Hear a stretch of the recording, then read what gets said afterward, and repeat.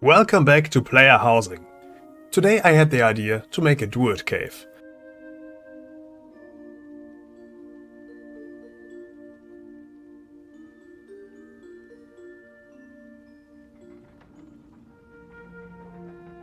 For that you will need a lot of boulders, which you can buy at a vendor in the neighborhood. First I wanted to completely block off my house with boulders from the outside, except for the entrance of course. These boulders are very big, but they also count as 5 decor items, and outside you can only place a total of 200. So you need to place them in smart ways if you want to add something else outside.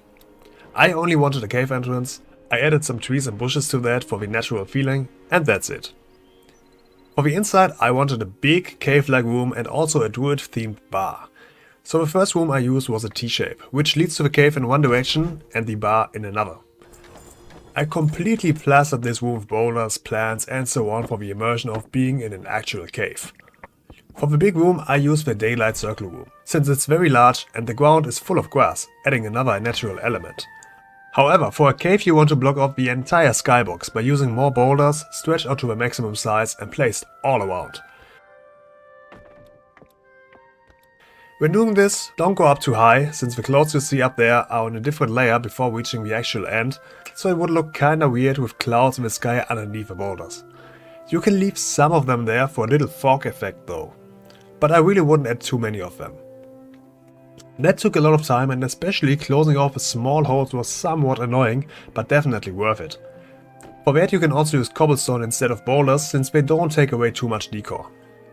Then I added a little path upwards and placed my bed there. I also added a small bench inside, so I could sit down at the edge.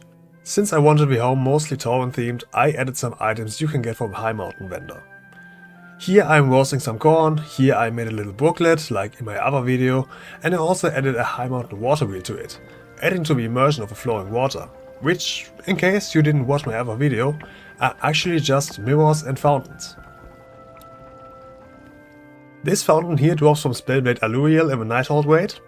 Then I added some cobblestone next to it, made them bigger and placed a hidden bench inside there as well, so you can sit down on them.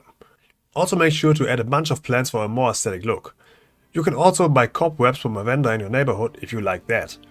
It's also important to add some light sources, otherwise it just doesn't seem right to have such a bright room despite having no light coming in. You can hide windows with small holes between the boulders, but you can also add other objects.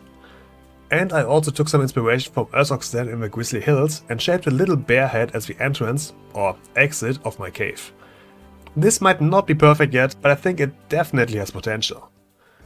And that's pretty much how you make a nice little Druid Cave. This will cost you about 500 to 600 decor in your placement budget, and I really only added the bar to show you how much else you can still do after putting so much just into the cave. I decided to split the bar into multiple sections: the actual bar where drinks are served, 3 different rooms for the 3 main druid races, Tauren, Night Elves and Trolls.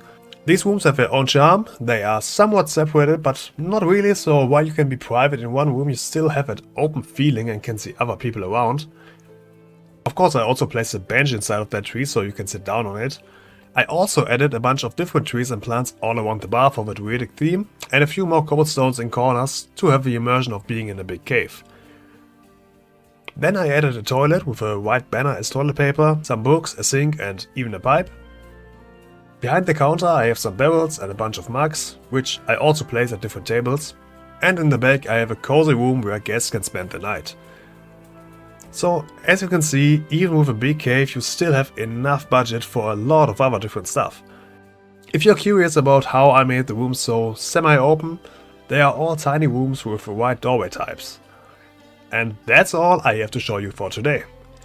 I hope you enjoyed it and can take some inspiration from it. If so, make sure to like the video and subscribe to the channel to not miss out on any other housing related content. Shout out to the channel members. I hope to see you next time. Until then, see ya!